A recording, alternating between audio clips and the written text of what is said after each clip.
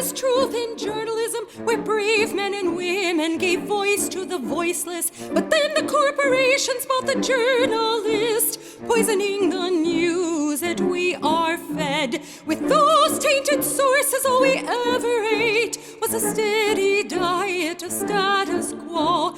This hijacked narrative hid the truth of mass suffering, injustice, and corruption throughout our land.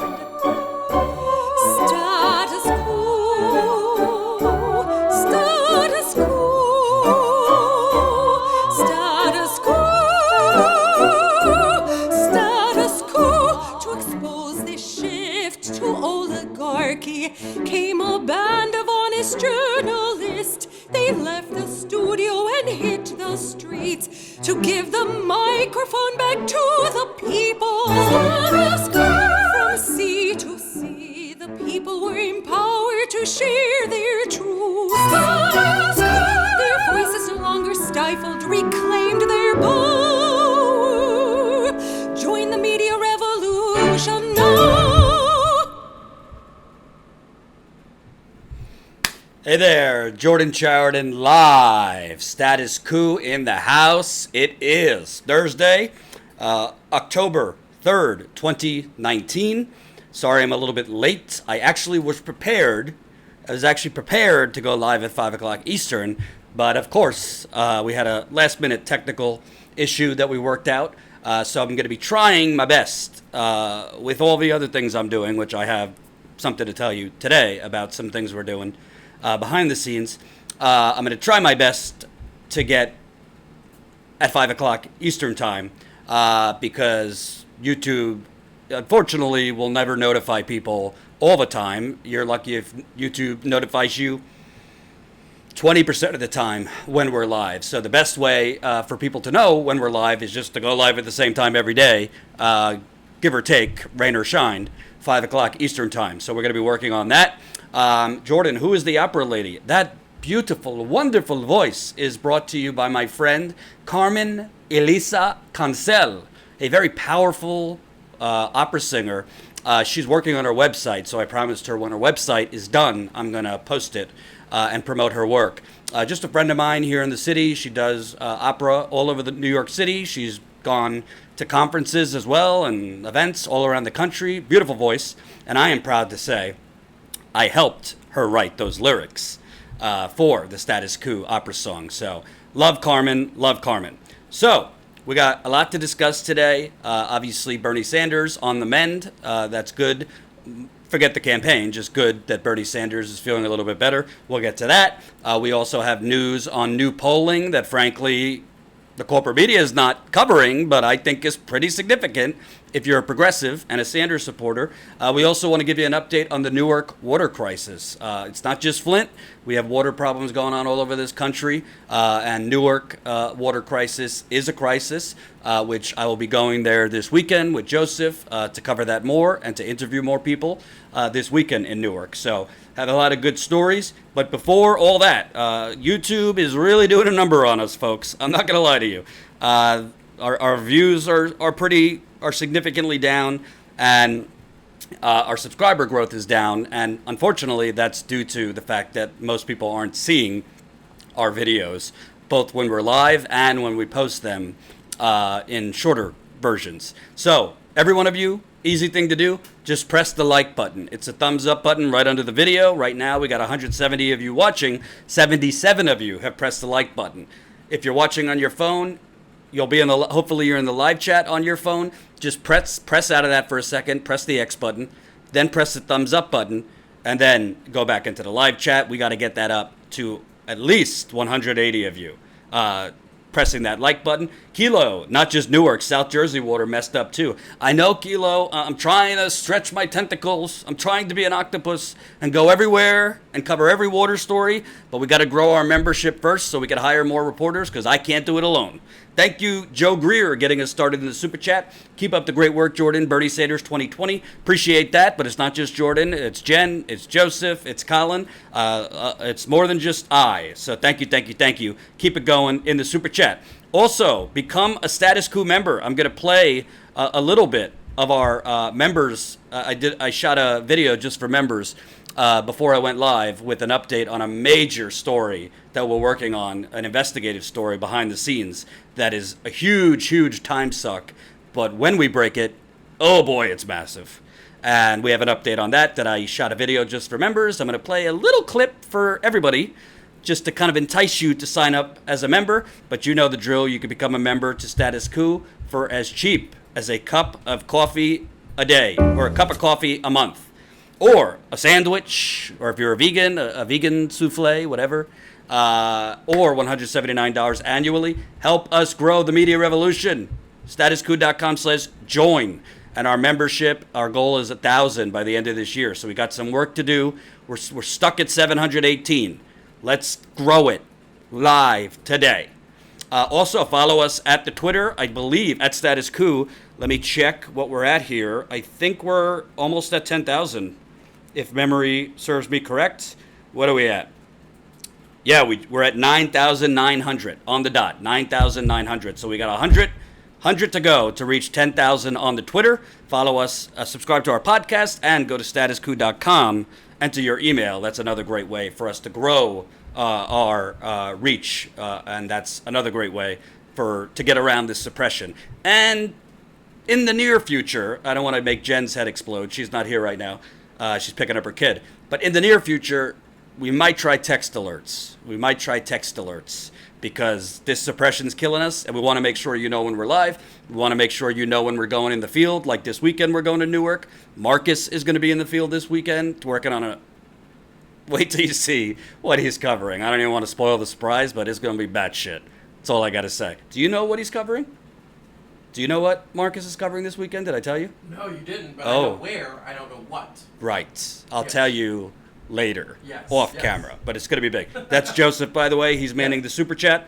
And real quick, listen, folks, I'm not beyond begging the audience. I'm really not beyond begging the audience. Somebody asked me, somebody said in the Super Chat before I came on camera, Jordan, if you reach the goal of the GoFundMe, what does that give you?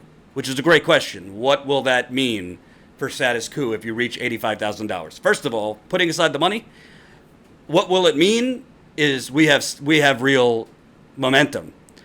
To raise $800 is hard. To raise $85,000 in 10 months, forget what it says there. It says in a year. Remember, we could not go live for 3 months. I did not mention GoFundMe for 3 months. So we've really raised $76,157 in 10 months. So what does it mean? First, frankly, it's not going to hurt us in trying to get larger funding to show potential funders, progressive funders, that is, hey, look at the appetite for this. Look at how many people donated just to get us off the ground. So that's one. Number two, we just purchased a pretty significant piece of equipment for $9,000. It was a big expense, obviously, for a startup, but this piece of equipment will allow us to go live a lot more flawlessly in remote areas too, at bigger events with more people. The merchandise we had was just substandard, to tell you the truth. It was the cheapest version of something called the Live View. But getting to $85,000, I'm not going to lie to you. Will that give us enough money to travel uninterrupted for a year? No, it will not, because we don't have, like, you see $76,000 here, but we've spent quite a bit of the GoFundMe money on this. We got the receipts if you want them. We've been all over the country, and most of those cities we were able to go to because you were funding us as we went. So it's not like we have $76,000 in the bank. However, another $10,000, or less than, at this point, less than $9,000, it will give us a substantial amount of breathing room to travel on the campaign trail, to cover Bernie, to cover Warren, which I want to do, and I want to challenge Warren and her supporters. Also to cover other stories. I've been talking about Keystone XL pipeline. I'm trying to book some things in the background now to go there and cover the pipeline before construction starts. Again, Marcus is going in the field. Got to pay him. We're going in the field this weekend to Newark. Also want to go cover some other water stories that are on my radar. Also want to go and cover other state and local level corruption stories that are getting zero attention. So I'd say if we get that extra less than $9,000 now, it's going to really, really help us to get a, if you look at it as a runway at the airport, it's going to give us a substantial runway to go out and cover stories in the short term, but that's not the only thing it's going to give us. So, and I'll get to the news. I know a lot of you, I'm long-winded, but not only is it going to give us in the short term the ability to go out and cover these stories, but we have the data to show when we do go in the field, we see a significant increase or rapid growth. We see a substantial increase in terms of the rate of member signups. Obviously, Status Quo is going to grow in the long term through membership. So not only will the GoFundMe help us get back in the field and stay out in the field, but as we are in the field, we then get more member signups, which gives us the recurring, consistent monthly money to continue going in the field. So it's basically, it does two things at once, helps us go out in the short term, but also helps us grow our membership, which helps us go out and stay out in the long term, if that makes sense. So leave whatever you can in the GoFundMe. I think the minimum is $5. We really, really appreciate it. We know a lot of you have already donated. If you can donate, great. If you can't, we get it. Just share, like, all that good stuff, and spread the word. Thank you for Anonymous getting us started, $15 in the GoFundMe. Maybe we could get to $77,000 right now, today, live, within the hour. Let's go, GoFundMe. So, I came live earlier yesterday because obviously there was a breaking news situation the night before. Bernie Sanders was at an event in Nevada, had some chest issues, and ended up going to the hospital and having 2 stents put in his heart. An artery was blocked. Obviously, anytime you're talking about the heart, it's not a minor thing. However, stents, like I talked about yesterday, it's pretty normal procedure. And it's not age related. People, men in their 20s, 30s, 40s, doesn't matter. It's not because he's 78. But anytime a 78-year-old is having anything done with the heart, obviously we can't say it's minor. It has to be watched, this and that. But I told you yesterday when I went live, all right, at the moment, the media outlets are being fairly diplomatic. I don't think that's going to last 24 hours. I think cable news in particular, but other outlets are going to try to use this for the inevitable drop out Bernie campaign. They've already been saying, they've already been propping up Elizabeth Warren like nobody's business. I mean, all these outlets, they love Elizabeth Warren to no end. And frankly, while propping up Warren nonstop, they've basically been trying to push a narrative that Bernie's so 2016, Bernie doesn't have the movement anymore, Bernie's flock is fleeing to Warren and all that. You know what's been going on. And remember, folks, we got 330 people watching. Only 177 of you have pressed that thumbs up button. I'm not asking you to press the thumbs up button for my health. I'm asking you because the more people that press that like button, the more people, the greater the views are. For whatever reason, YouTube's algorithm, more likes, more people that don't currently see this live stream in their feeds, it shows up in more people's feeds. So Joseph and I were discussing it. We're going to create some funny type of thing for likes. So it's not just me asking for likes, but it's kind of like a little video we could play every day. But for now, press that fucking like button. Demonetized. Demonetized, swear jar, GoFundMe, you know. Your background, branding, song, all are epic. You are the very best branding of any channel. Oh, don't even get me started. Joseph says to me, we got to get you on a teleprompter. I told him, if you say that again, I'm throwing you off a bridge.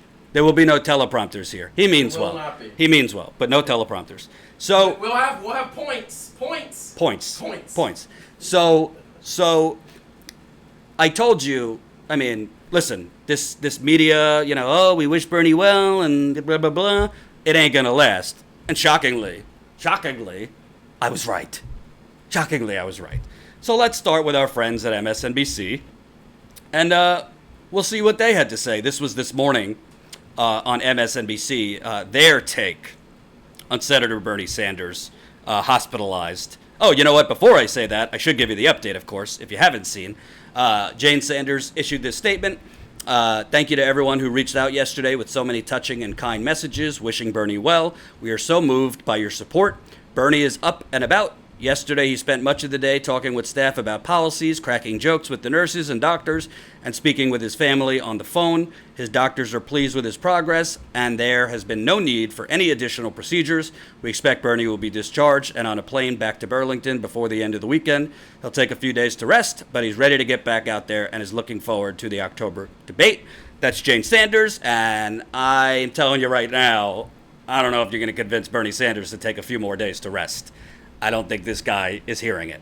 I think he's going to stay in the hospital. That's good. Go back to Burlington, maybe take a minute or two to rest, but I don't know if he's going to stay off the field, stay off the campaign trail for that long.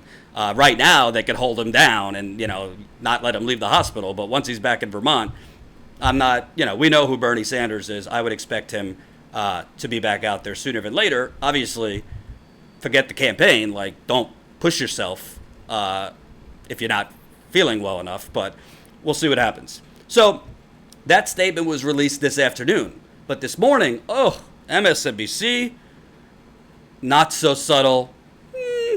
Time to go, Bernie. Time to drop out. Let's take a look.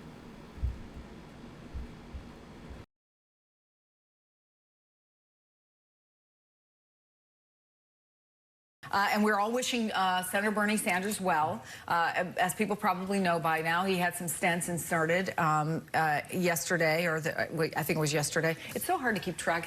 Yesterday. It's so hard to keep track of the days with everything that's going on. A blockage was found in one of his arteries. But we've got some new reporting. This just came in from our team that covers Bernie Sanders. Quote, "We do not know where Senator Bernie Sanders is. We do not know what state he is in. We do not know if he is in a hospital or not, or what his condition is. The campaign says no comment if he is still in the hospital, and no comment on whether there would even be an update today." From a communications perspective, what do you make of that, Elise? From a communications perspective, it's doing Bernie Sanders no favor for his campaign staff to look like they are covering up his whereabouts and that they have something to hide. They just need to be forthright and honest. Plenty of people undergo heart procedures, have stents. He could be out on the campaign trail again in a couple of weeks. Honesty would really be the best policy so that it doesn't get deflected and turn into a bigger conspiracy than what the truth could actually probably dispel. By now, he had some stents inserted. So, MSNBC, hours before Bernie Sanders' campaign gave an update, you hear the word conspiracy? Bigger conspiracy than it ought to be? You hear almost like, what is he hiding? You know? It's almost like, is he really in a CIA bunker? We don't know. Where is he? What is he doing? What hospital is he in? Has he been airlifted to Cuba? Or Venezuela? Or one of his socialist brethren? We don't know. Where is he? I don't know if any of you have ever been to the hospital. I was in the hospital for back surgery in May, and I don't know if this is what you experienced, but sometimes you don't have an update right away. Sometimes you don't know if you're going to be staying another day, another 3 days, or getting dismissed that afternoon, right? So when I had back surgery in May, I expected to be released that day. But after surgery, they made me stay overnight, which I did not have to stay overnight a year before because I've had 2 back surgeries in 2 years. So if I was a politician, I might have not given an update on my status, where I am, which I don't understand why it matters, what hospital he's at, or any of that. But maybe they didn't say that he's at the hospital because maybe they were waiting to speak with the doctor to see, can he be discharged today? Does he need to stay several days? I'm not trying to be a Bernie bro here. I'm just talking common sense. Why would a campaign be telling you, yes, he's still in the hospital, where is it, this and that, if it's possible the family was waiting to speak with the doctor? You know, the nurses have to make the rounds. They got to check your blood pressure, check how you're feeling, this kind of thing. But that segment, and unfortunately I'm not done playing it, there's more. That segment was, again, it's all about the narrative in the corporate media. That segment was a subtle, not so subtle way of framing a narrative that there's something more going on here that they're hiding. What do you want them to tell you? Is he still in the hospital? Do you think a 78-year-old man has been dismissed from the hospital less than 24 hours after this procedure? No. And by the way, do you think Joe Biden, if he was hospitalized, would be just giving endless information? I think Bernie Sanders is probably one of the more transparent politicians, but why would the Bernie Sanders campaign give MSNBC, which has been on a political jihad against him for basically 3-4 years now, why would you give MSNBC any more information than is needed? When probably at that time, because that was at 11 a.m. Eastern, that segment, you don't, maybe they didn't know what was happening. Why would you want to tell them, yes, I'm still in the hospital, if you might be released from the hospital? So they've tried to push a frame job that Bernie Sanders is hiding something, and you drop in the word conspiracy to make your generally older, white, affluent viewers, because that's the MSNBC viewer, frankly, be even more against Bernie Sanders. Not only is he a communist, but he's hiding that this is a lot worse than just a stent. All right, we've seen it. We got 500 people watching. Only 300 of you have pressed that like button. Smash the like button, smash the like button. Let's play a little bit more.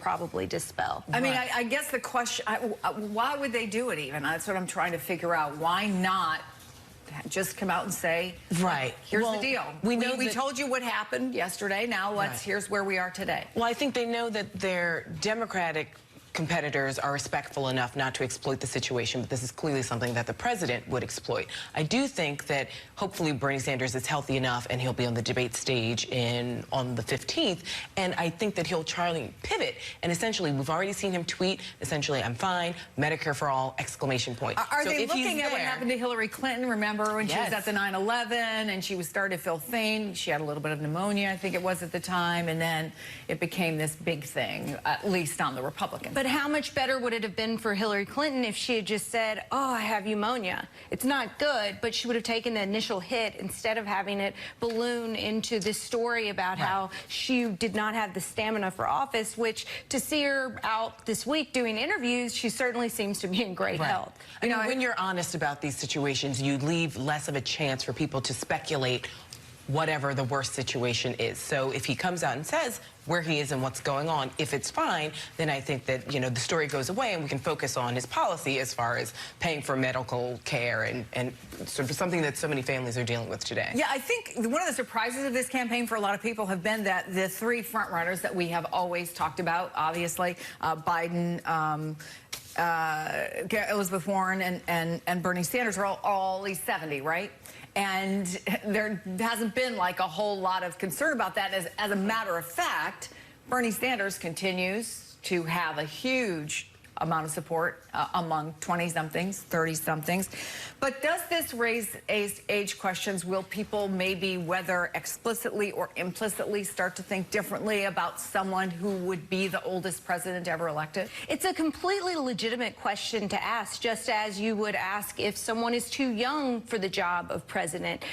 I think all factors have to be assessed when it comes to the most challenging job in the world that requires a ton of mental and physical stamina. So I don't think it's unfair at all to assess the world as we have to assess it.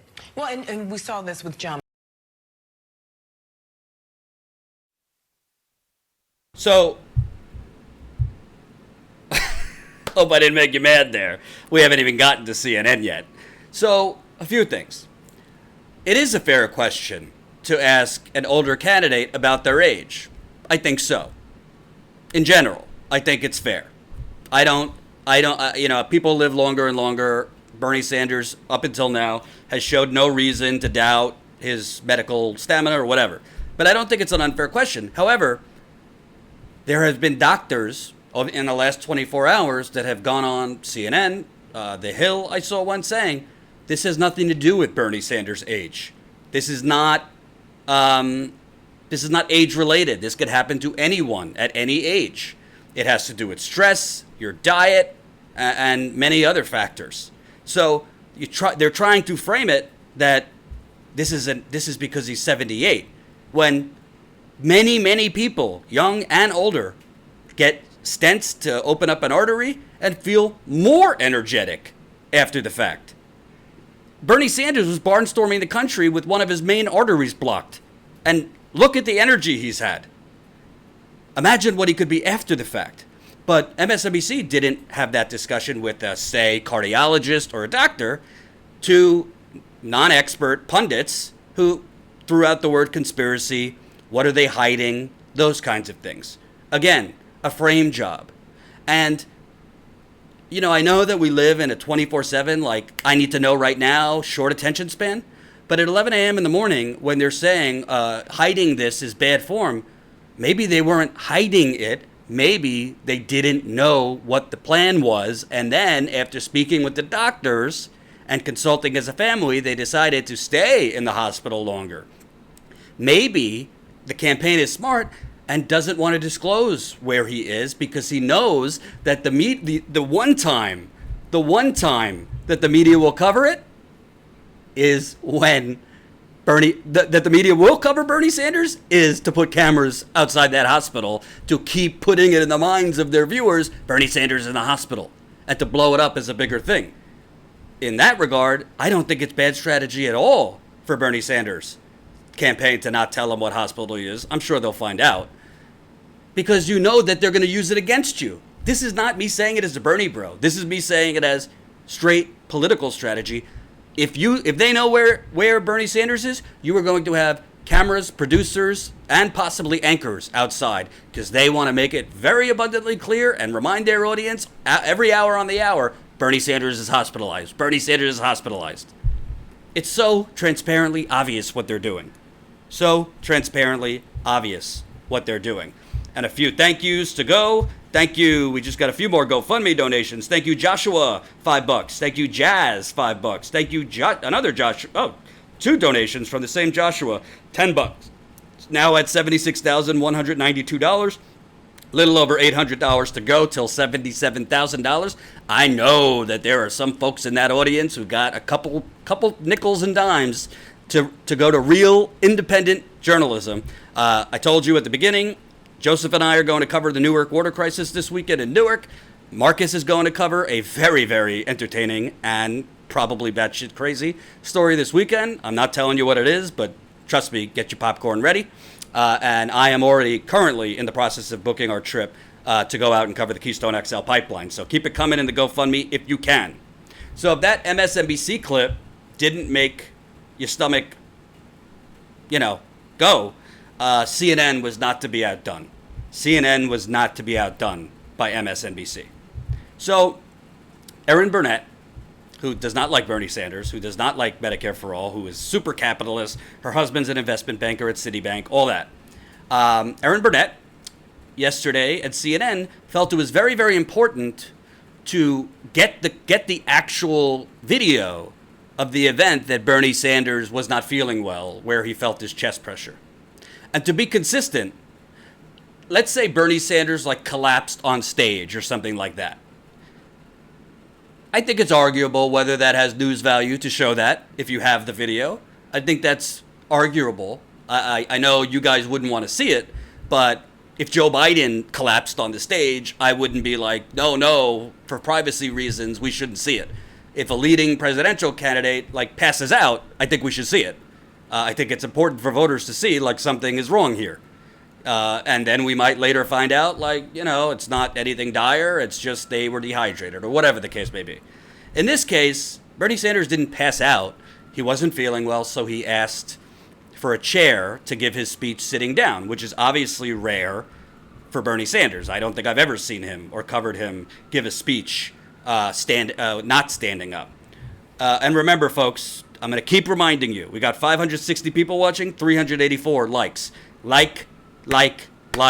Press that like button. It's the thumbs up button right under the video. We need 200 more of you. Press the like button.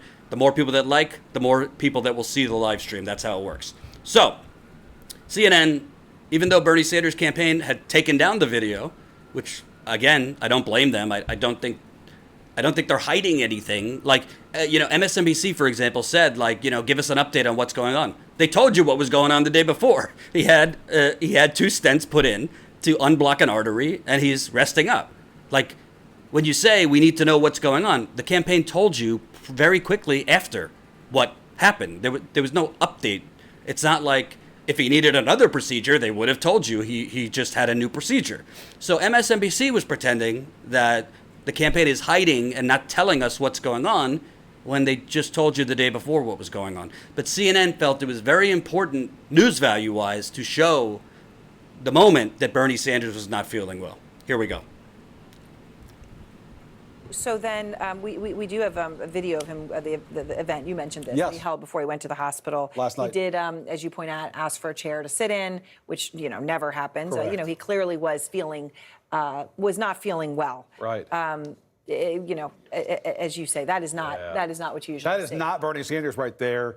And just sort of the flushed look on his face, you can tell that he's not doing that well. And so I think the question now is how fast can he get back on the campaign trail? And what does this do to not his hardcore support? Aaron, the hardcore Bernie folks are not going anywhere. They are loyal. They are in this for a cause. The question that I have is the person in Iowa or New Hampshire who was kind of on the fence about Bernie, what does this do to them?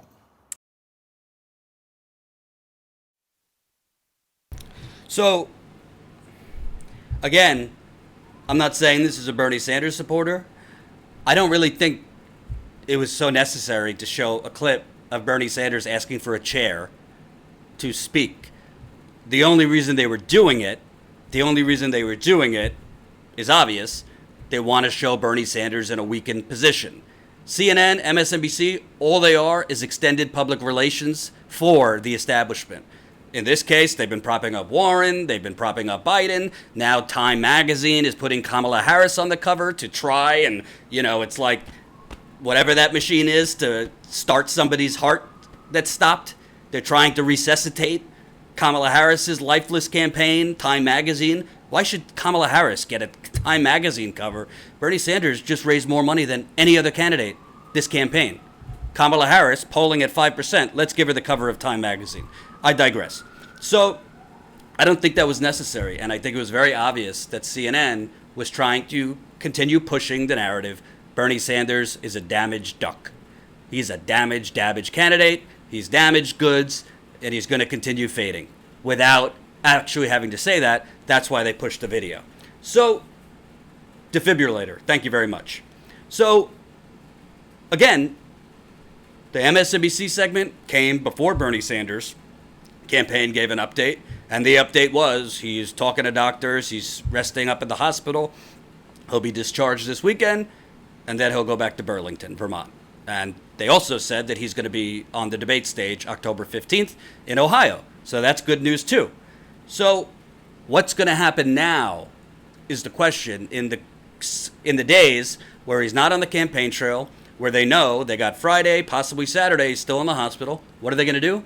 You're going to start. That was an appetizer. You're going to start seeing more panels on the future of Bernie Sanders' campaign to remind people that he's still in the hospital, even though this is a common procedure, even though from the doctors I've seen in multiple interviews has nothing to do with his age, and you could be just as energetic. So, Status Coup, please play the video, Rising Up, Bernie 2020. It's got a great side-by-side of the media lies.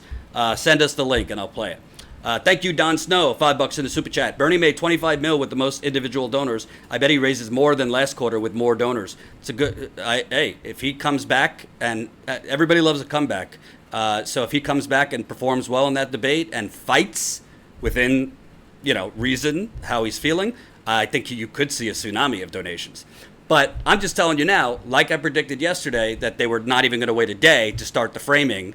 This is going to be the beginning of the last stage of the corporate media psyop against Bernie Sanders to get him to drop out. So I promise you, and we will follow up, and we will clip it and show you, you're going to see a lot more segments about Bernie Sanders in a weakened state, the future of his campaign. Is he being selfish? Should he be more focused more on his health and his grandkids and this and that, and let pass the torch, so to speak, to Elizabeth Warren, who's very similar to him, because that's also been the media narrative, that Warren's very similar. They're very similar to each other. So why do we need anything else? Here's the issue. Bernie Sanders is not the same as Elizabeth Warren. He is way more progressive and, frankly, way more consistent. So why do you think Bernie Sanders is going to continue campaigning? Do you think maybe he thinks Elizabeth Warren is not the best candidate? You think maybe he thinks, I don't like what I see with my friend Elizabeth Warren, her playing footsie with the establishment, this and that. So I hope Bernie uses this time for rest to re-strategize his campaign a little bit. Because frankly, I'd like to see him take off the gloves and really punch Joe Biden in the face, figuratively.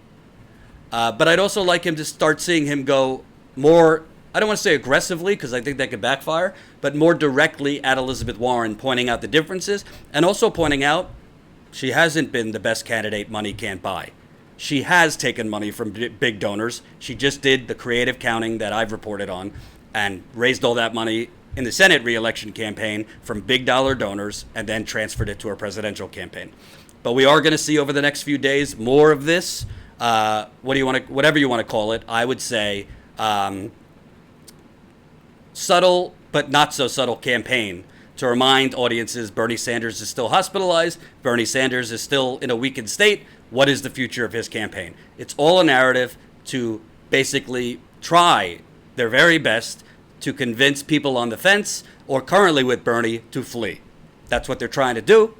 We will expose it every step of the way.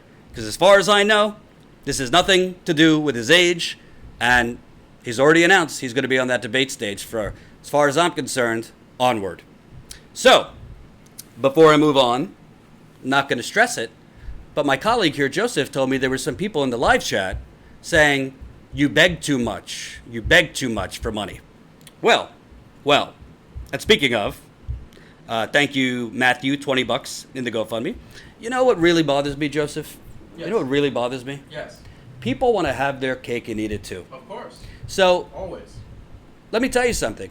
You're damned if you do, damned if you don't. If I would have, by the way, I've told my audience, and right now we have over 600, almost 600 people watching.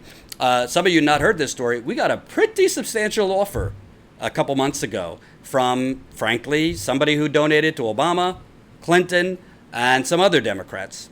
I met with the person. I don't think he's a bad person, but definitely not aligned with our values.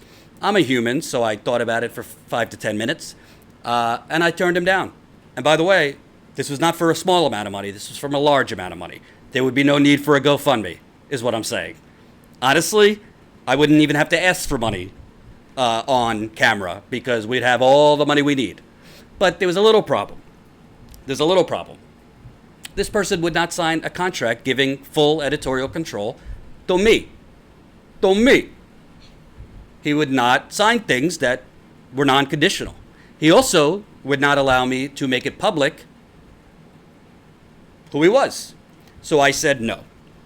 So for those of you who don't like somebody asking for funds from the viewers, not to go out and have a lavish dinner, but to go out and inform you, go somewhere else. Really, I'll be okay with it. Because I personally would rather me or Jen or anyone to aggressively and directly and respectfully ask you, the audience, to support our reporting in these initial stages of status quo. Remember, we're like a year and a few months old. We have had very little resources, but we have still been out in the field more than the Young Turks, frankly, CNN, MSNBC, the New York Times. They go to debates and things like that. We go to Flint. We go to East Chicago. We go to Virginia. We go to Dallas. We've been to Chicago. We've been to Seattle. We've been to Vancouver, Canada. We've been to LA. We've been to Las Vegas. We've been all over this country with your money. So if you don't want, if it bothers your sensibilities, there's the door. Because honestly, I'm not patting myself, but it's not easy to turn down a lot of money. It's also not easy to work 7 days a week, which I've been doing basically for a year. It's not easy when your family wants to hang out with you or your girlfriend wants to hang out with you or A, B, and C to be like, no, I can't. I go live on Sundays, which I prepare for on Saturdays. So I work 7 days a week, for those of you that don't know, to inform you and to raise money so I don't sell out. So that's the end of it. Put it in your pipe and smoke it. If you don't like it, go somewhere else. Because I got news for you. I love, for example, The Hill, Crystal Ball's new show, The Rising, which I had her on. They actually have producers. They actually have bookers. They actually have people who can make graphics. I don't. They have a budget because it's a major outlet. We don't. Same goes for other outlets. So trying to do our best, but hey, bottom line, I'll stop asking you when we get to that 85 and when we keep growing our membership. Because I'd rather beg the audience to grow this business than to go behind your back, which many other outlets that claim to be progressive are, and beg plutocrats for money. Not happening on my watch. That's the end of my rant. So, hashtag real talk. Thank you, Jordan. So, let's move on. 600 people watching, 513 likes. Press that like button. And, as I say, if you don't like me asking for money, there's the door.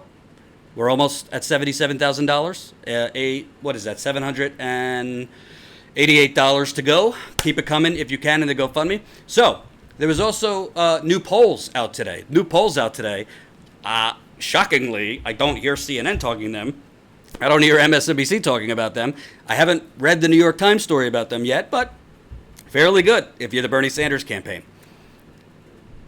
California, a new PPIC poll out, taken from September 16th to September 25th, so recently. You got Warren at 23%, Biden at 22%, Bernie at 21%. I don't have in front of me what the margin of error was, but usually these polls have a margin of error, minimum 2%, all the way up to 5-6%. So the margin of error right now, if this was 2%, you got a three-way tie here in the most important state. Delegates-wise, California is the most important state. So you have a three-way tie.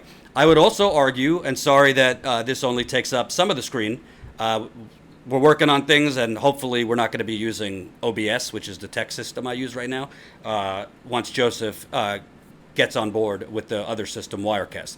But this study shows of the 1,705 California residents they spoke with, 1,194 were interviewed on cell phones and 511 on landlines. Why is this important?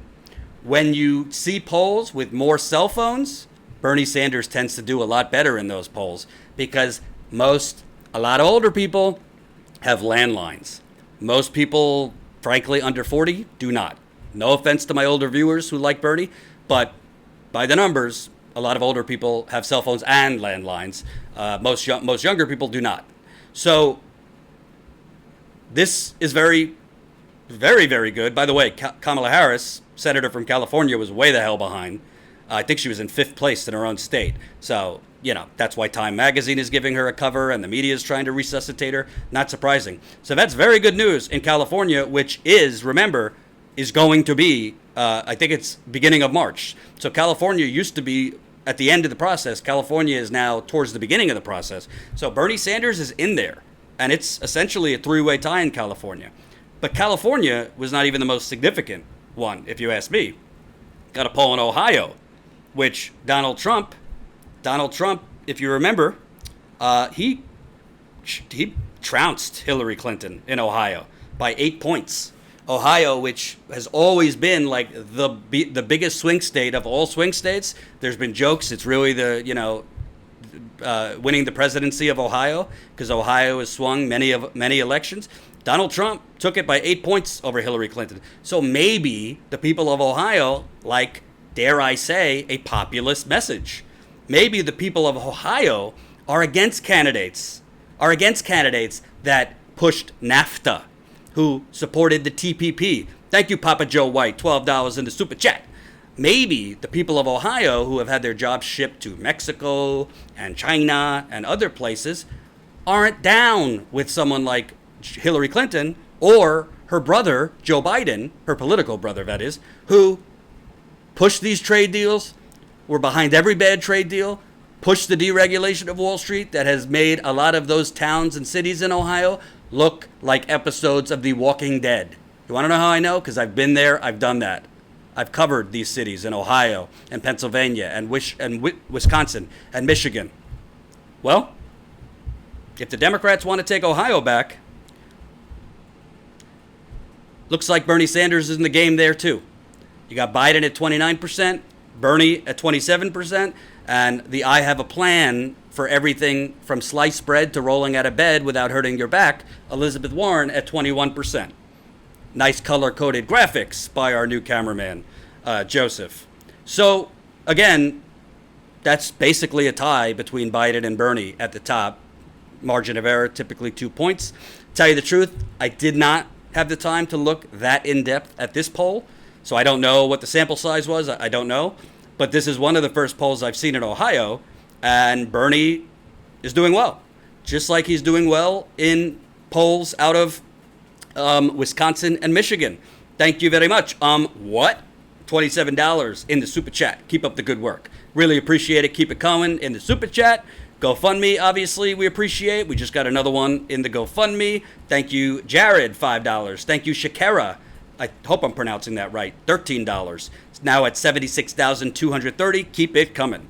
So here, in recent weeks, although the media does not report any of this, you have Bernie Sanders essentially tied in Nevada with Joe Biden in 2 polls I saw.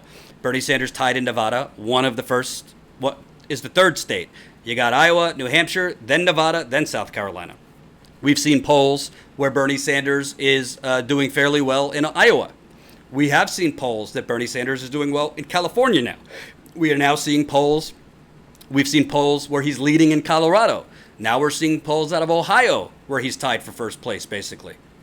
But we are being told Bernie Sanders, I don't know, Elizabeth Warren has all the momentum. And I don't want to be dishonest and disingenuous. She is surging. There's no doubt about it. Yes, some of the polls are BS, but she's definitely surging. I'm not going to lie to you. She is. Thank you, Larry the Truth. $5 in the super chat. Ohio needs to get rid of Tim crying, who crapped on health care while people are dying from opioids in his state. Yeah, when is Tim Ryan getting out? We don't care. We don't want to hear your message. No. So if you're not for Medicare for all, we're not for you. So although Warren is rising, and there's no denying that, they're trying to make it seem like Elizabeth Warren is rising at Bernie Sanders' expense. But none of these outlets have pointed out the inconvenient fact Elizabeth Warren's rise has come mostly, not at the expense of Bernie Sanders, at the expense of Kamala Harris. Kamala Harris went at one point, she was polling around 13 to 15%. She was surging after that first debate where she knocked the snot out of Joe Biden for being as pro-segregationist douchebag, excuse my French. When she started the tsunami in the polls, because there's no there, and she started moonwalking away from Medicare for all and other progressives, when she shrunk, that coincides with the time that Warren shot up. Yes, there have been some of Bernie's base that has gone to Warren, which frankly, I'm not saying they're bad people or anything, but I think they're very naive. And I think they have a little bit of a case of the Obamas from 2008, and they're being sold a bill of goods. So I don't think Bernie supporters who went to Warren are evil or should be shamed, but I do think they need to reconsider, because the things why they were attracted to Bernie Sanders, that authenticity, that integrity, that anti-corruption, anti-establishment, she is slippery on those things. She is playing footsie with Hillary Clinton behind the scenes. Not literally, but you know what I mean. She is having hot tea all over the country with the leaders of the Democratic Party establishment. As I reported yesterday, she did do massive fundraisers right before she announced her presidential run with big donors. So, anyway, these polls are very promising, and that's why I think Bernie Sanders' campaign, in some ways, has been staying the course, because the early states are not bad. He's not going to win South Carolina. That's just reality. There's too many older African Americans there, and for whatever reason, they tend to vote establishment. I don't want to knock them. I'm not white-splaining.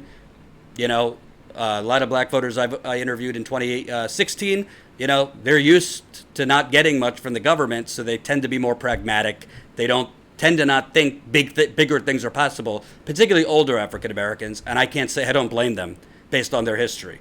But he's not winning South Carolina. But I think Bernie Sanders is very much in the game in Iowa and New Hampshire, and I also think, as I've talked about yesterday, Jordan, not literally Sheridan, I do say that a lot, you should make a mashup of me saying not literally or bottom line. Yeah. Because it's like a tick I have. I say say bottom line. Say it a lot, I say time. bottom line and bottom line and literally. Somebody was a Stone Cold fan back in the day, weren't you? Oh, I love. For those of you that don't know, when I was a kid, I was a big WWF fan, or WWE. Yeah. But I was more of a Bret the Hitman Hart fan. I'm not gonna lie. Fair enough. Yeah, I'm not a wrestling fan anymore, but I used to be. That's one of my shames. But I might have watched old school WrestleMania while smoking a doobie for my 29th birthday, if I remember. There you go. WrestleMania 10, I believe, I watched on my 29th birthday with some friends and a little medicinal help. Man, I lost my train of thought. So I also think there's a Bernie voter that is not showing up in these polls because Bernie Sanders' campaign is doing something very different from these other campaigns. Instead of asking the Democratic Party, the DNC, for their voter file, Bernie Sanders is trying to expand the electorate. His campaign is reaching out and organizing to try and get non-voters to register. People who have not voted in a long time. You mean, AKA, the majority of the country doesn't vote. That's who Bernie Sanders is trying to attract. So, Jordan, I have something huge about Biden. I'm emailing you later. info@statusquo.com. Send us your truth. Larry the Truth, $5. The people who leave Bernie 2020 are Republicans, not Democrats. They love the crap show USA has become. Thank you for the super chat. I think I'm at Princess Queen, $2. Detroit looks like a ghost town. No people. I agree. I've seen it. Larry the Truth. Oh, I read that one. Okay. And by the way, apologies if I ever miss super chats. It's just I'm trying to do 10 things at once, and sometimes I miss them. If I miss a super chat, email us, info@statusquo, and I'll read them the next day. So, Iowa's 50-50. Sanders will win Nevada too. I think there's a very good chance Bernie Sanders wins Nevada. I also think there's a very good chance Bernie Sanders wins New Hampshire. I do think that. I also think there's a good chance Bernie wins Iowa. But it's not going to happen if we don't have media exposing the truth. I am not a Bernie Sanders sycophant. Like I always say, if I have to criticize him, I will. Some of you don't like it, so be it. However, I think he's in the game. So I think as best as volunteers can do, as best as his supporters can do, you need to keep knocking on those doors. You need to keep expanding the electorate for this man. And I'm just saying, I really hope we see a different Bernie Sanders in this next debate. I'm not going to diminish the fact that it's going to be hard. There's 12 people on that stage, which means if they were getting 45 seconds to answer before, they might be lucky to get 30 seconds this time. But we live in a country where morons with no qualifications like Tom Steyer could just buy their way onto the debate stage by flooding the airwaves with their commercials. Tom Steyer has no business being on the debate stage. He's a billionaire pretending that he could fix democracy. He shouldn't be on that debate stage. Frankly, at this point, I don't know why Amy Klobuchar is on that debate stage. I don't know why Cory Booker is on that debate stage. I don't know why, who's the other one? Yang? Yang should be on, because Okay. Yang has a real grassroots support. Yeah. They are funded by big donors, the ones I've talked about. But boy, I tweeted something again. You tweet anything negative about Yang, you get the wrath of the Yang gang today. Because Yang put out today, he doesn't believe in the wealth tax because, rich people would flee the country and they would just dodge. Again, with this defeatist attitude. It's almost like, oh my God, if you became the president of the United States, maybe you'd have a little power on stopping them from fleeing the country, on stopping them from, not literally, they could go if they want, but stopping their money from fleeing the country, from stopping all the legal and tax loopholes that they enjoy to allow their money to get stashed in the Cayman Islands and other places. It's almost like Andrew Yang is saying he is powerless to stop this plutocrat exodus.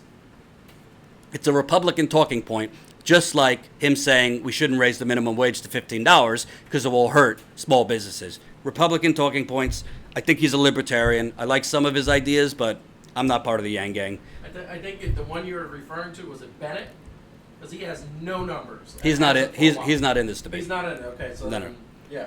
Their money is offshore anyway. Okay. So, before I get to the last topic, Newark does have a water crisis. Thank you. Keep it coming. We just got some more dollars in the GoFundMe. Corey, $27. Jared, $5. Thank you. We're now at $76,257. I want to play just a short. I posted a video before I went live. It's only for our Status Quo members and patrons. I think it's about 9 minutes long. I'm going to play like the first 3 minutes for you so non-members can get a taste.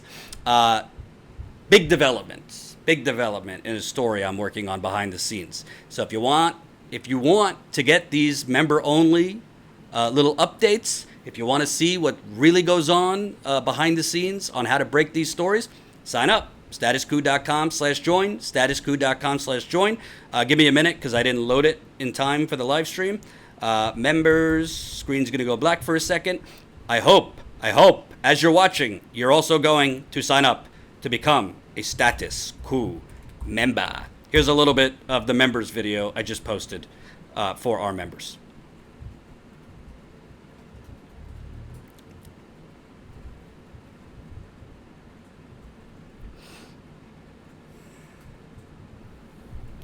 Members, patrons, I hope you're having a lovely, lovely week. It's been a while. Wanted to make a video about some behind the scenes things going on. When you were a kid, if you're a boy, you just were waiting for that girl to answer you, or guy, whichever your preference is.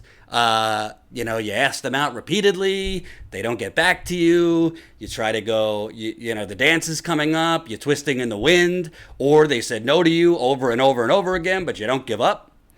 This is sometimes how investigative journalism works.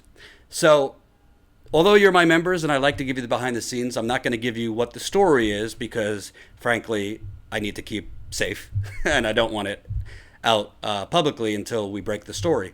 But been working on a story now for several months behind the scenes. And this is very, very, it can get frustrating because in life, especially like our generation, I'm a millennial, like you want everything like now, you know? I don't mind doing the hard work to break a big story and investigating, but having to be patient for people to get back to you or people that don't want to speak with you or be a source for you and having to kind of work over and over to gain their trust so that they will speak to you. This is what's been going on behind the scenes. So I've been working on this story. Corruption is an understatement. I mean, you're talking some evil shit here that I have uncovered, and we brought that evil shit to a major news outlet. Now, I'm not going to make the same mistake I made with the big story we broke last year on Flint. We're not sending it and spending 6 months trying to get it picked up by a major media outlet. We are trying a few outlets, and if they don't get serious real quick and want to publish it, we're just going to self-publish it. But we've been on the phone now twice with a major media outlet about what we have, and they, I think correctly so, said, we love the story, but we need more meat on the bone, meaning we need something, documents to prove this, a paper trail, something, kind of a smoking gun, I guess you could say. And I said to them, well, you know, I can't particularly get a smoking gun if I don't go there, but I also knew go to the place where this story is about, but I also know I've been trying to get this one individual to speak to me, because this one individual is very high up and very connected to that smoking gun, meaning this individual has alluded in the past when they did speak to me that they could help me gather documents, point me to certain things to break a massive story. The problem is that individual kind of ghosted me and kind of went underground for a few months without getting back to me, although I tried like a stalker, calling, texting, you name it, because I was so close to getting the information I needed. But this person kind of went, you know, Casper the Friendly Ghost on me, not because I did anything wrong, but because for this person's own reasons, they had to go underground. Then there's other people I've been trying to get a hold of. They have been hard to get a hold of because, frankly, what I'm digging after is kind of like Moby Dick. And these people, I think, are a little spooked to talk to me, not because they don't trust me, but they feel like they're being watched. I'm talking like, who is that individual? Who is that individual? And what did that individual tell me today? I'd like to know. Joseph, would you like to know? I definitely would like to know because it's something I think since I started I felt like it's a big deal, and I feel like it's going to be a bigger deal. So if you remember, you can watch the rest of that video, statuscoup.com/join. Join the media revolution. Again, if you got anyone, if you got $5 a month, $10 a month, $20 a month, or $179 annually, that's how we grow for the long term. You get bonus content. You get our monthly members call where Jen and I, and Joseph will probably join us next time, do a video call with you. It's a lot of fun. Sign up. Join the revolution. So, lastly tonight, as I've always reported, it is not only Flint. It is not only Flint with water issues. You have water problems in Detroit. You have water problems in Cleveland. You have water problems in, I was about to say Mexico, Milwaukee. You have water problems in East Chicago, Indiana. You have water problems in North Carolina. You have water problems in Florida, in Baltimore, and now in Newark, New Jersey. So a couple weeks ago, I went to Newark, New Jersey, and I covered the growing water crisis there. Another poor black community. Poverty rate is around 30%, I believe. Majority African-American city. And in some parts of the city, the service lines that distribute the water were built in not the 20th century, the 19th century. The 1800s is how old some of those pipes that deliver citizens water. So while Cory Booker was mayor in 2010, they were finding high lead levels they were finding high lead levels in schools. And now, fast forward, in 2017, they found high lead levels in homes, but they didn't do widespread testing in Newark. And now the chickens came home to roost when the city finally announced that there was a problem earlier this summer. A lot of similar things, the way it happened in Flint, happening in Newark. So last night, the mayor of Newark, Ras Baraha, had a state of the water.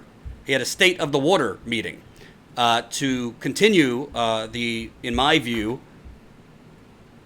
unprovable, selective science-based statements that everything's just dandy if people have a filter. If you're watching from Flint, you've watched this movie before. It's fine. These little Brita filters we're hanging out, they stop the lead. Just drink with the filter.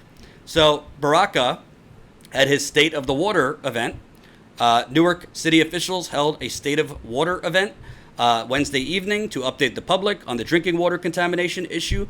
The panel discussion was held at the New Jersey Performing Arts Center. Mayor Ras Baraka used the meeting as a forum to provide the public with facts and to debunk myths. He said that the water in Newark schools is safe. He also said that it was safe to bathe in. Baraka also used it to advocate for Newark and to lash out at those who said that he lied about the lead levels in the water. I'm reading the story rather than showing you the video because the video is from a local news outlet, and I am afraid if we play a video from a local news outlet, we will get a copyright strike. We don't want another copyright strike. So that's why I'm reading it rather than showing you the video, because local news stations tend to be a little bit dickish and they file a lot of copyright strikes on their videos. So the mayor said, quote, "Don't tell businesses to leave the city. Stop telling people our water is poisonous. Stop advocating for other cities to stop buying Newark's water. Stop creating panic in our town." Again, this is the current mayor, basically, from how I'm reading it, saying everything's just dandy. If you have a filter installed, you're fine. Our tests that we've done show that I think they're saying 97% of homes with filters have no lead problem if using the filter. This is the same nonsense that they have been telling the people of Flint for 5.5 years.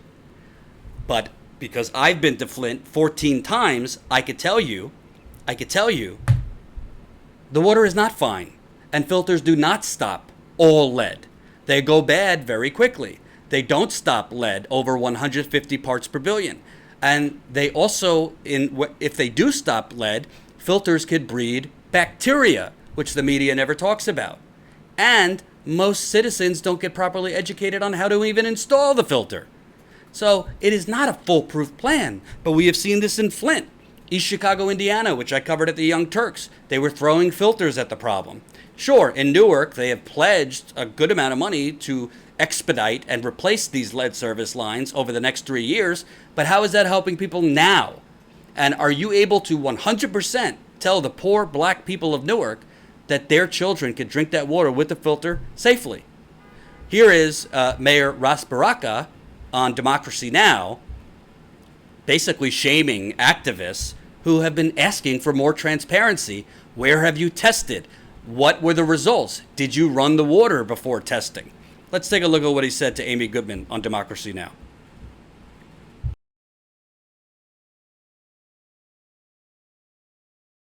Yvette Jordan, will you meet with New Caucus or the NRDC or activists with the Newark Water Coalition to talk about the crisis? I've never said I wouldn't meet with any of them. None of them ever tried to meet with me. The NRDC is like this huge behemoth, very petty bourgeois liberal organization who comes into our city and tells us that they want us to sign an MOU so they can oversee our water. Understand? A memorandum, understanding.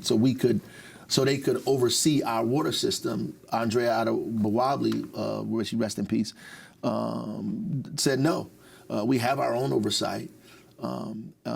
Basically, if they wanted to give us best practices, I don't think taking us to court and suing us would be the best way to do that. I mean, they could have knocked on the door and said, like any other constituent, and say, Mayor, we would like to meet and have a discussion about the water issue and how it's being handled or what we think would be the best way to do it. So now they're saying we're in court, which the first part of it, we actually won because they were trying to make us say that the entire water system was affected. And that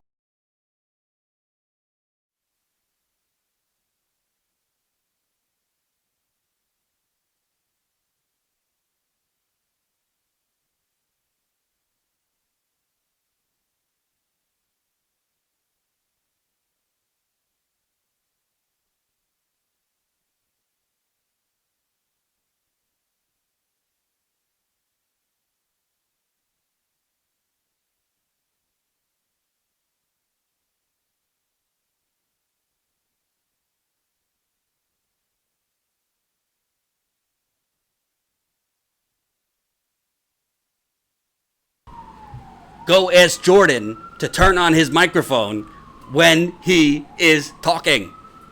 Go, go, go. Sorry about that. We're going to correct that at some point in the next decade. What I was saying is the mayor of New Jersey, of Newark, said the NRDC is part of the bourgeoisie.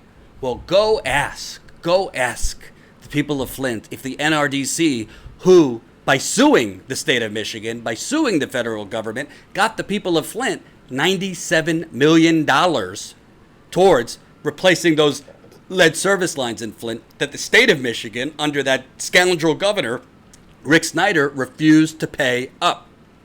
Go ask the people of Flint if the NRDC is part of the bourgeoisie after they got you the money.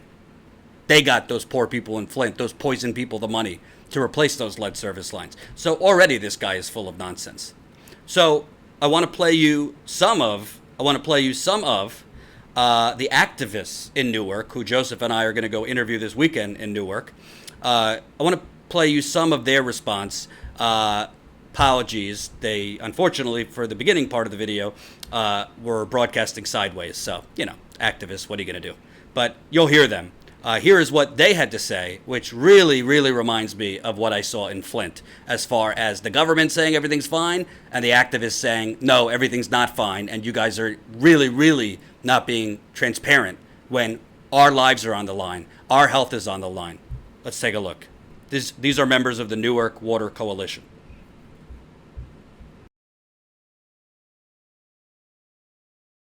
Everybody, we are Newark Water Coalition. We just came from the State of the Water, which we were hoping would be a venue for city officials and experts to kind of give us an idea of what's going on, maybe shoot out some numbers, give us some flyers, give us some pamphlets, like, hey, this is what we're doing, this is what we're treating with, here's the homes that we tested, here's the levels in those homes, just some evidence to support the claims that have been being made about how many people have been tested, how many people are affected, and what it is that's happening. It seemed kind of to be a venue where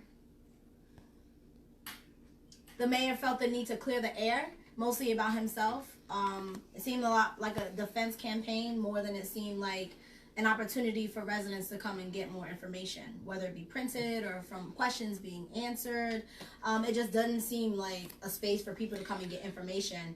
It was at the NJ PAC, and it seemed to really, really be a performance.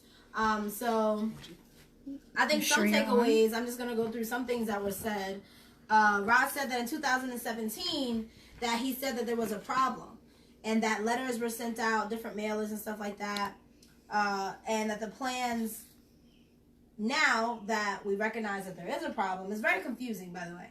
That now they're handing out filters, they're doing a corrosion control, they're replacing the lines, things like that. He boasted that there was, right now in New Jersey, we have just received the largest lead grant in the state of New Jersey, so he patted himself on the back for that. He had someone on the stage basically say that water is not the biggest place to get lead, that it's really soil, paint, and dust from those things. And then they said that, hey, you know that Newark isn't the only place that has lead problems. There's a lot of other places. I'm not certain what they were trying to get at with that one. They had a representative from New Jersey Future. She said that's a Trenton nonprofit. So, of course, she got on the stage and plugged Trenton in, plugged herself in and plugged Trenton in. Didn't really give us a lot of information about what she knows as far as her expertise from about the water in Newark. And let's see. Oh, the Commissioner of Health was the president of UMDNJ, who was formerly the Commissioner of Health. He came in and he basically just did an introduction for himself. While we were there, he didn't really answer no questions. But he did say that in 2017, when Baraka figured out, or the administration figured out that there was lead in the water, that he was instructed as a Commissioner of Health to send a letter to every pediatrician in every exposed household immediately. I don't really know how we prove that or what evidence they have to prove that, because a lot of people, even today, still don't know. And then the representative from New Jersey Future went on to say that some of the elevated lead levels that we're finding in Newark isn't specifically from the water, but instead from flooding and runoff water that may come in, cause a backup, clogged seepage, and so basically she shit on the sewage system here. So she's like, well, it's not just your water, it's your sewage. But she said it in a way that it seemed like she was trying to be forward about Newark, but it didn't really get over too well. So that's all we really have. I hand it over to Anthony to give a recap. So one of the interesting things is that 2017 information that he brings up, especially if he says, hey, we knew that this was a problem in 10 to 20 homes. So, okay, if you knew it was the lead service lines in 10 to 20 homes in 2017, why didn't you expand the testing? If you knew that was what you're saying now, then why didn't you do it 2 years ago when it was a problem? Mm-hmm. The other thing he said is that we didn't have this information until October of 2018. That's bullshit. In January, the CDM, the consulting firm that he hired, issued him a letter saying there was a problem with the corrosion control inhibitor. But he waited until after the election to announce that there was a problem. So there's a lot of different things that were going on here, and this was just a continuation of that. If you're watching from Flint, if you're watching from any other area with water problems, ring a bell? Deja vu? Heard this record before? It is very similar. What we're seeing in Newark is very similar to what we saw in Flint. The government pretending everything's just dandy, pretending they put out the information as soon as they knew, pretending that everything's fine if you put a filter on, pretending that, oh no, it's only in this part of town. It's only in this part of town that there's a problem, not there. Not over there. Not widespread. Well, I want to see the water testing. I want to know, did you flush people's lines before taking that test? Because not everybody will flush their line before drinking their water. Not everybody knows to do that, and not everybody has the time to do that. I want to see the water testing. I also want to know, Jordan, the Water Patrol, we're trying. I also want to know, why is it that I'm hearing from people in Newark that they're struggling to get bottled water? Why is it that I'm hearing from people in Newark that they're being turned away when they go to try to get bottled water or try to get water testing? Why is it when this mayor says, yeah, anybody could come and talk to me? My door is open. Well, apparently his door is not open. This is from the same group, the Newark Water Coalition. The Newark Water Coalition reached out to the city of Newark, New Jersey, City Hall on September 9th. As of October 2nd, the Newark Water Coalition has not received a response. The mayor went on to Democracy Now! To say that he will meet with anyone. If that is the case, why are we still waiting almost 1 month later with no response? We also followed up last week with a call and still no response. Good afternoon. Your email has been received. Thank you. Listen, might the mayor be busy because there's a water crisis? Sure. But the way he spoke about the NRDC and activists, I don't think this is the mayor that's going to solve this problem. I think this is a mayor that wants to escape all culpability, does not want any of the responsibility put on him. It's not all his fault, but a lot of it is. And frankly, why under this mayor are people being turned away if they want free bottled water? They don't trust your filters. Why aren't there people going in to test all of the homes in Newark, New Jersey. State of New Jersey charges a lot of money in taxes. So there's the money in the state of New Jersey to pay for water testing, to pay for bottled water until all of the service lines are replaced. So we're going to go to Newark this weekend. We're going to interview people, hopefully some of those activists, and we're going to see what's really going on. Because there's too many places. It's not just an issue of contaminated water. It's an issue of contaminated politics. In Flint, in Newark, and other places where this person blames this person pretends he didn't know or he wasn't there or whatever, and it's the poor, black, and now white people that suffer. You are sounding like Walker, Texas Ranger. Thank you. Never watched. Was that the one with Chuck Norris? Yes, and it was actually a good show. That's a compliment. Okay, thank you. Capitalism is toxic. Hey, I agree. So we'll be there Saturday, interviewing people. Hopefully we could turn it around for the Sunday show. And that's all I got today. Jordy, get a glass of that fracking water and set it on fire. Okay, for you I will. Let's see where we're at the end of the show. We are at $76,272. Thank you, Susan, $10. Anonymous, $5. Oh, I was hoping to get to $77,000 today, but tomorrow we fight another day. If there's one or two really wonderful members of the community out there, which my girlfriend did make up, community, so thanks to her for that wonderful naming. If there's members of the community who want to get us to $77,000 today, I will be happy as a clam. I will see you tomorrow, 5 o'clock Eastern time. And again, we're going to Newark this weekend, so keep it coming in the GoFundMe elsewhere to fund this in-the-field reporting that, as far as I know, no one else is doing. And we'll have Marcus in the field this weekend covering something that I think you're going to like. And if you become a member today, you could watch the rest of that member video where I talk about this big story we're working on behind the scenes. Thank you for watching. Remember, most people are not lacking compassion in this country known as the United Corporations of America.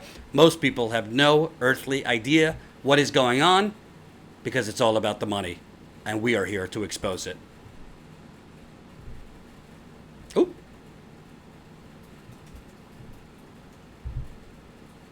Oh, my little cash thing didn't work. Oh well. The sound effect doesn't work today. I tried, though. Peace out.